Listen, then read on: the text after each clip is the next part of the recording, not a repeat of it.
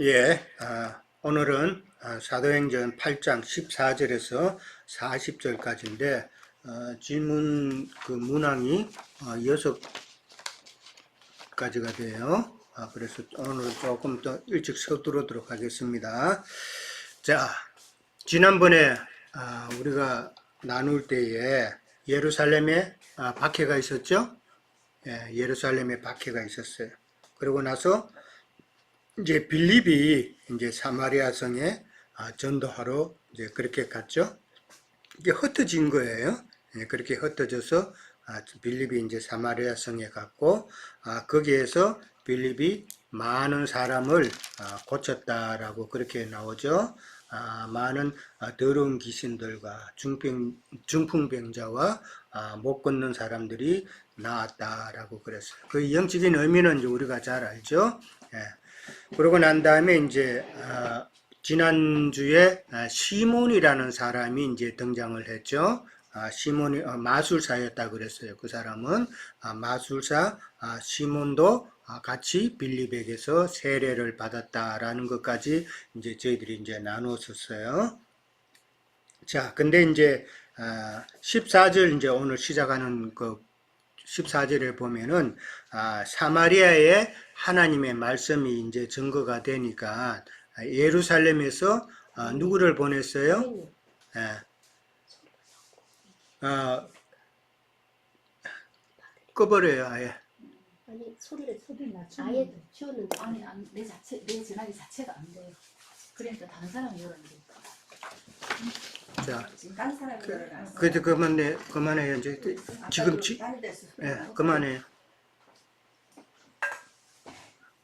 자, 계속 갑니다. 이제 14절에 보면은 사마리아에서 이제 하나님의 말씀이 이제 증거되고 그러니까 예루살렘에서 누구를 파송을 했어요? 방금 읽었잖아요. 베드로와 요한을 파송을 하는 그런 내용이 나오죠. 그래서 15절에 가면은 그들이 베드로와 요한이 사마리아에 있는 사람들이 성령 받기를 기도했다라고 그렇게 나와요. 왜 기도를 했어요? 16절에 그 답이 있죠. 기도한 이유가 있죠. 예. 성령 내리신 일이 없고 다만 세례만 받은 상태라는 것을 이제 베드로와 요한은 보고 이제 성령 받기를 위해서 기도했다라고 이제 그렇게 나옵니다. 에스겔서 36장 27절 한번 찾아볼까요? 에스겔서 36장 27절에 보면은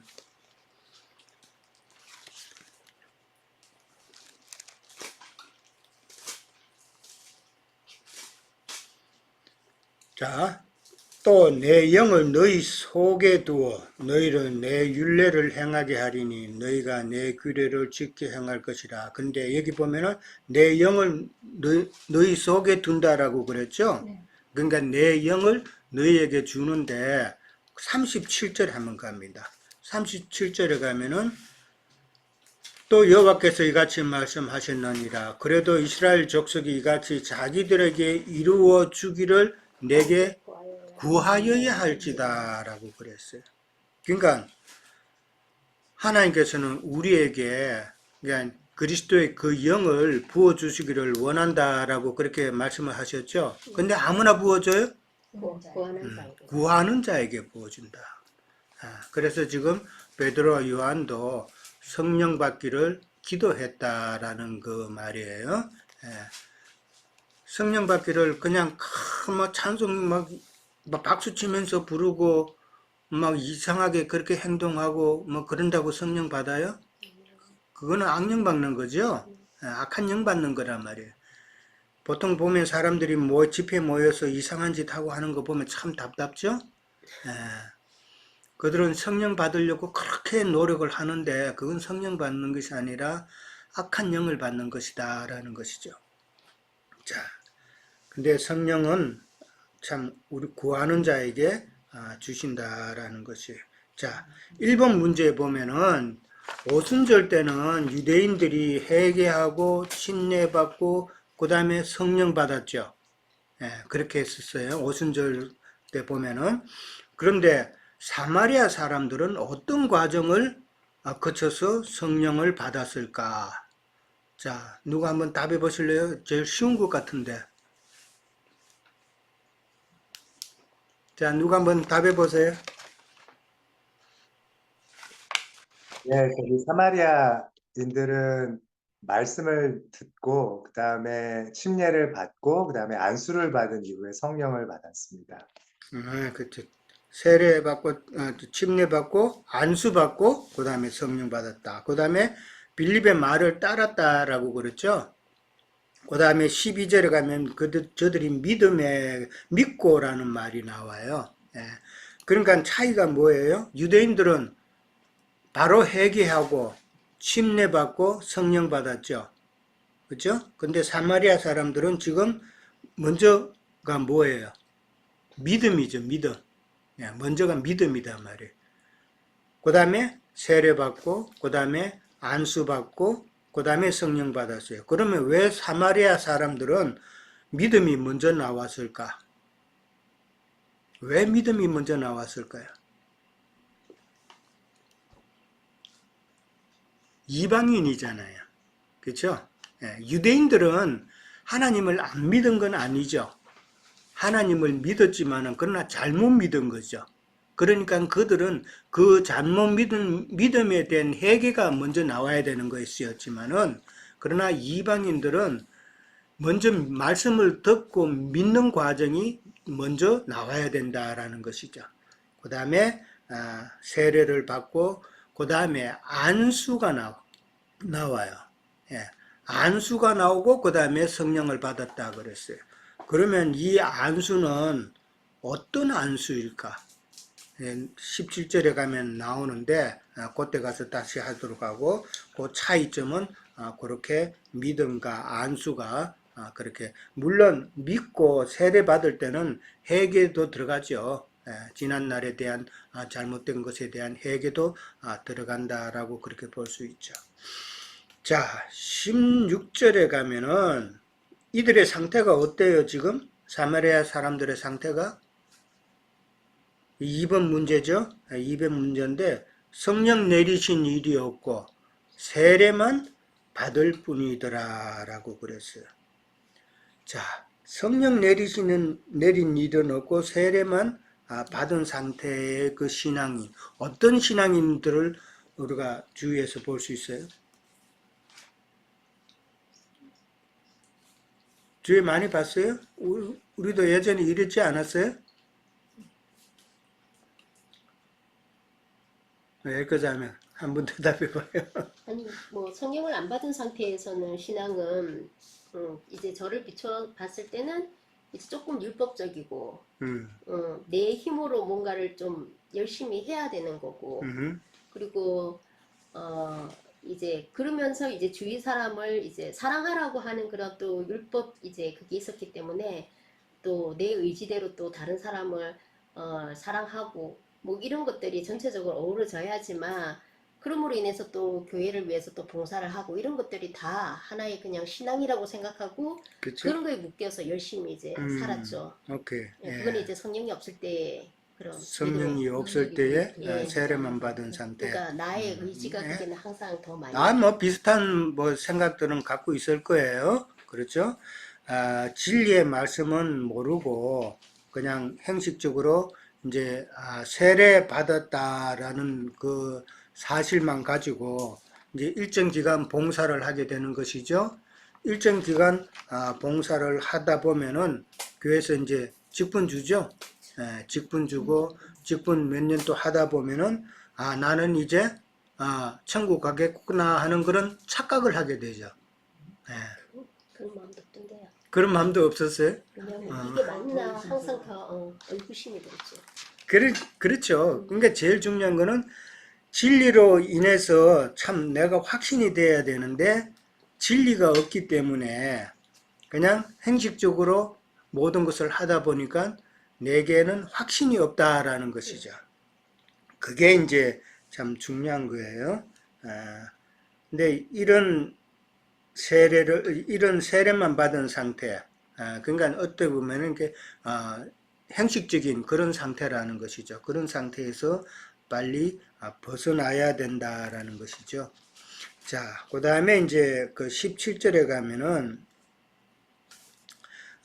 안수로 두 사도가 그들에게 안수함에 성령을 받는다라고 그랬어요. 아까 안수가 이제 사마리아 사람들에게 먼저 있었죠.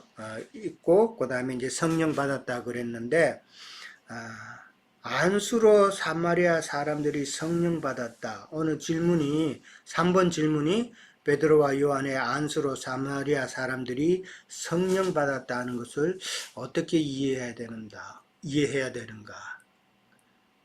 자, 안수를 어떻게 이해를 해야 돼요? 사도들이 그냥 기도해 준 거. 사도들이 기도해 준 거. 안수라 그러면 우리가 어떻게 먼저 떠오르는 생각은 머리에 손 얹는 거죠. 머리에 손 얹는 죄의 거. 사함을 받는다는 거.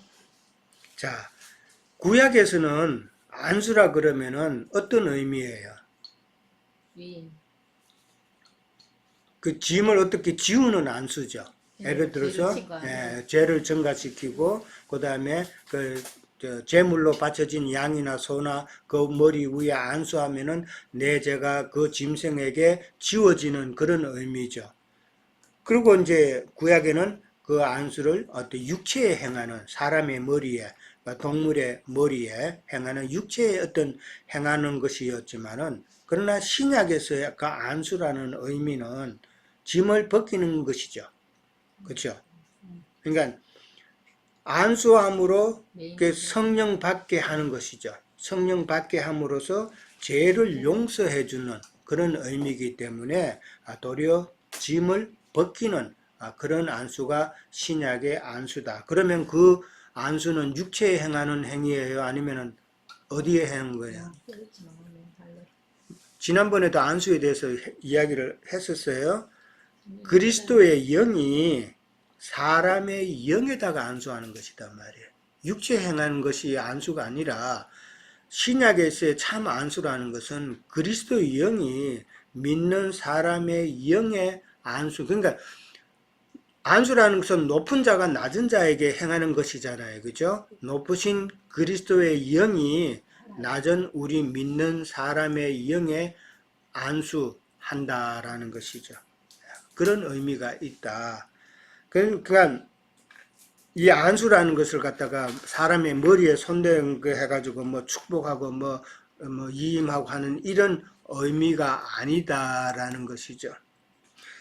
우리가 잘 알듯이 디모데 후서 1장 6절에 보면은 바울이 디모데에게 편지를 쓰죠. 편지를 쓰는데 그 편지 내용에 뭐라고 적혀 있어요? 내가 옥에서 디모데에게 편지를 써서 보내면서 그 편지 내용에 내가 안수한다라는 표현을 써요. 그러니까 사람 머리에 손대고 하는 게 아니라는 것이죠. 편지로, 즉 하나님의 말씀으로 내가 디모데에게 지금 영적으로 안수한다라는 그런 의미다라는 것이죠. 그러니까 그 안수라는 그 개념이 사람의 머리에 육체로 그렇게 행하는 것이 아니다라는 것을 먼저 좀 이해를 해야 돼요. 자, 근데 여기서는 지금 베드로와 요한이 사마리아 사람들에게 안수했다라는 말은 바울이 디모데에게 편지를 써서 디모데에게 디모데의 믿음을 좀 깨우쳐 준 것처럼 사마리아 사람들에게 안수했다라는 말은 진리의 말씀을 가르쳤다라는 그런 의미가 된다는 말이죠. 예. 이해됐어요? 예. 그러니까 여기서 문자적으로만 이해해가지고 베드로와 바울이 요한이 사람에게 머리에 안수하니까 그 사람들이 다 성령 받고 그냥 그러더라라는 것 그렇게만 이해를 하면은 안 된다라는 것이죠. 안수의 신약에서의 안수의 의미를 잘 이해를 해야 되고 여기서 문장에서 지금 말하고자 하는 것은 안수했다라는 말은 베드로와 요한이 그들에게 하나님의 말씀을 예수 그리스도의 진리의 말씀을 증거했다, 가르쳤다라고 그렇게 이해를 해야 된다라는 것이죠. 그렇게 했을 때 그들이 성령을 받았다라는 말은 그들이 죄 용서함을 받았고 그 다음에 참 온전한 믿음을 이제 믿음의 눈을 뜨게 되었다라는 그런 의미로 이해를 하면 되겠죠. 자, 18절에서 이제 19절에 가면은 자, 시몬이 이제 이 장면을 봤죠.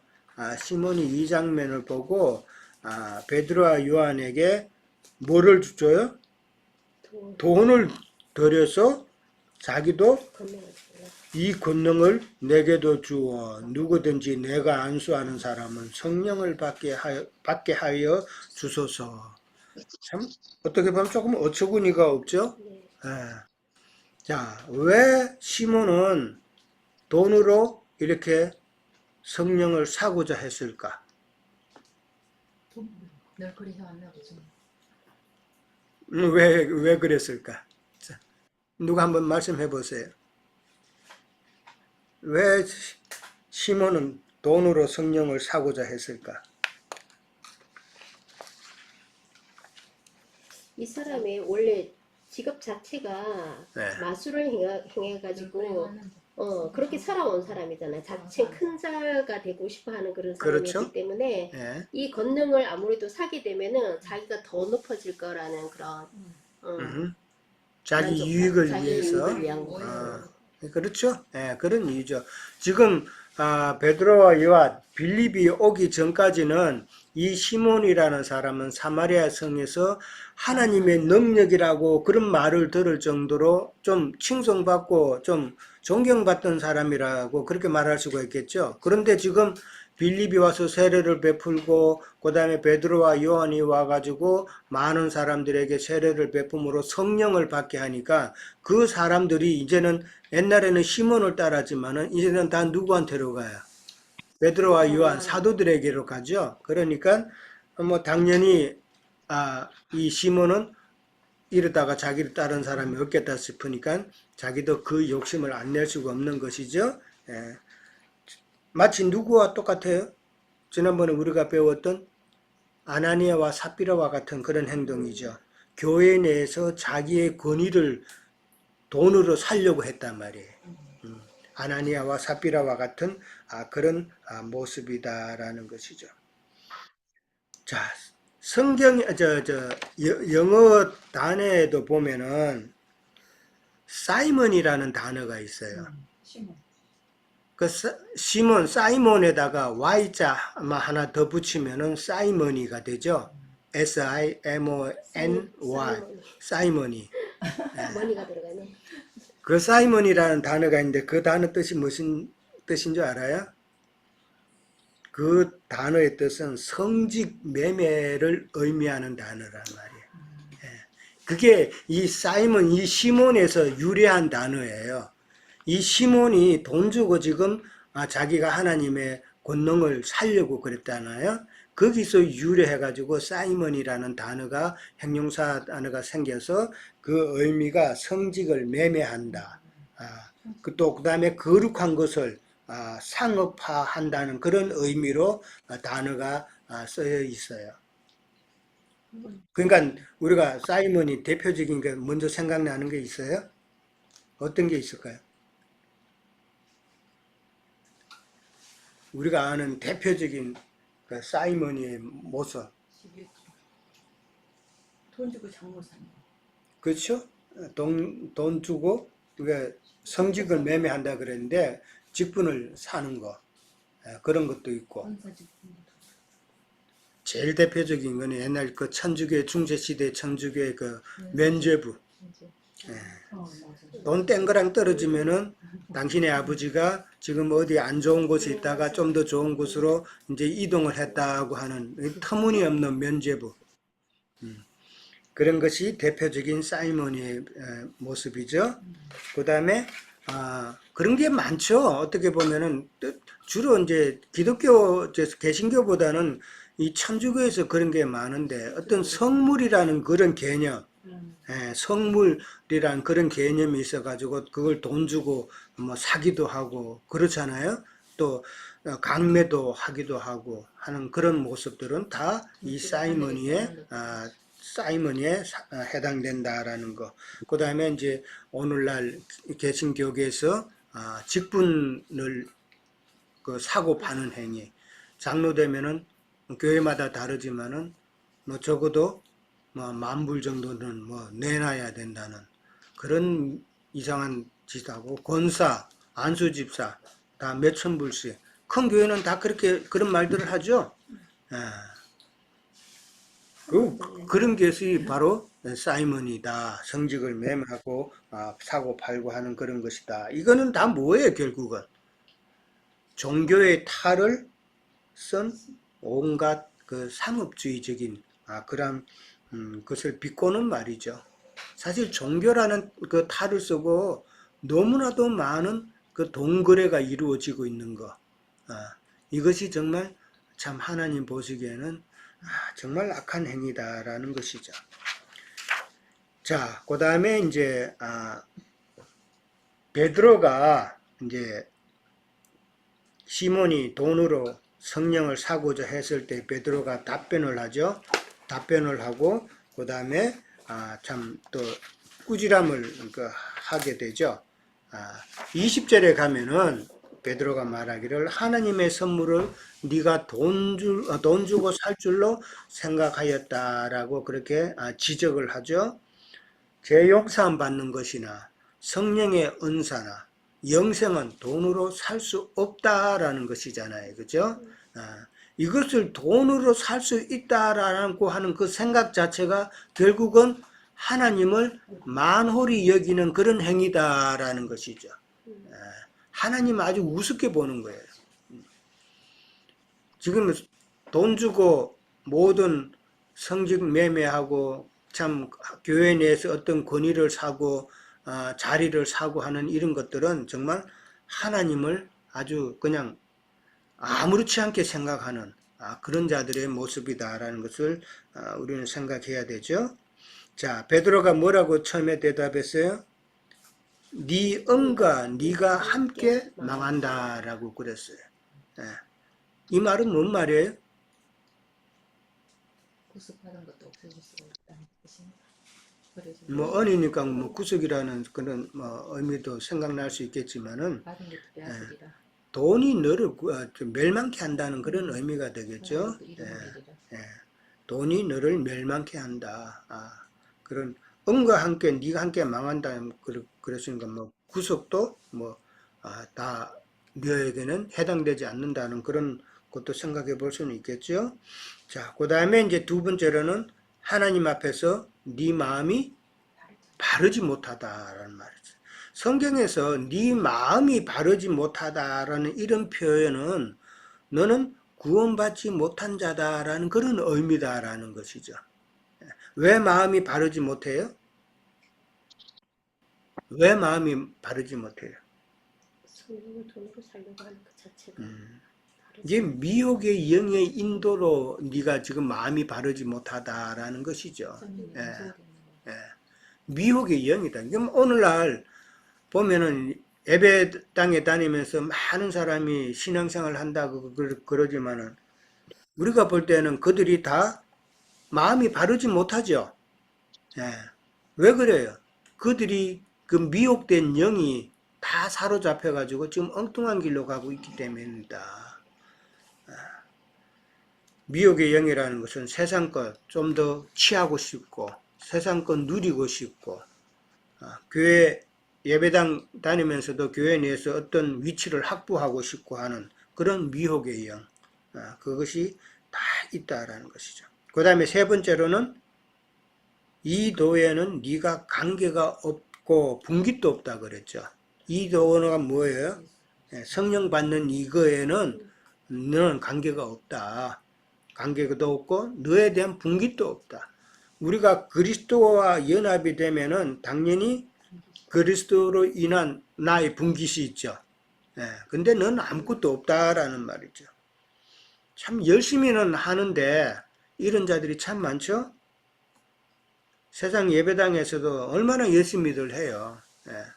행사 때마다 다 쫓아다니고 또 어제 또 보니까 뭐 어느 큰 교회 잠깐 물건 갖다 주러 가서 보니까 뭐 여름 어린이 성경 학교 한다고 애들 그냥 모아놓고 여러 행사하면서 아주 힘들게 고생들을 하고 있더라고요. 참 그러나 열심히는 하는데 그리스도와 상관이 없다면은 얼마나 그게 슬피 울며 이를 갈겠냐는 것이죠. 자, 마지막에 너는 악독이 가득하다라는 말을 하죠. 악독이 가득하여 불의의 메인 자다라는 말을 합니다. 불의의 메인 자라고 그렇게 했는데 밑에 보면 또 뭐라고 또 돼 있어요? 메인 자이기도 하지만 너는 또 불의를 매는 자다 된다는 말이 또 나와 있죠. 그게 양방이다 말이에요. 네가 스스로 매여 있고 그 다음에 또 네가 또 남도 그렇게 매게 한다라는 것이죠. 참 시몬이라는 사람은 그 이전에는 많은 사람들한테 칭찬을 받은 그런 사람이었죠. 칭찬을 받았지만은 그러나 베드로가 딱 지적하듯이 너는 그 속에 악독이 가득하고 불의의 매인자다라고 지적을 했단 말이에요. 그러면은 그동안에 칭찬받던 그 시몬의 모습은 선의 모양만 갖춘 위선자의 모양이었다라는 것이죠. 위선자였다라는 것이죠. 그러니까 위선자가 뭐 딴 거예요? 자기가 전하는 대로 그렇게 살지 못하면은 위선이 되는 거예요. 그래서 그런 면에서 보면 왜 저같이 이렇게 말씀을 전하고 가르치는 사람이 내가 말씀대로 살지 못하면 나 또한 위선자가 되는 거예요. 우리가 다 마찬가지. 말씀을 듣고 말씀대로 또 살지 못하면은 그 또한 우리도 또한 위선자가 될 수 있다라는 것을 우리는 생각해 볼 수가 있다라는 것이죠. 그러니까 우리가 이 시몬을 통해서 우리가 오늘 교훈 삼아야 될 것은 시몬의 그 잘못된 신앙을 통해서 우리의 신앙은 어떤가? 내가 과연 온전한 신앙생활을 잘 하고 있는가? 그것을 한번 재조명을 해야 된다라는 것이죠. 자, 첫째 시간은 여기까지 하고 쉬었다가 두 번째 시간 할게요.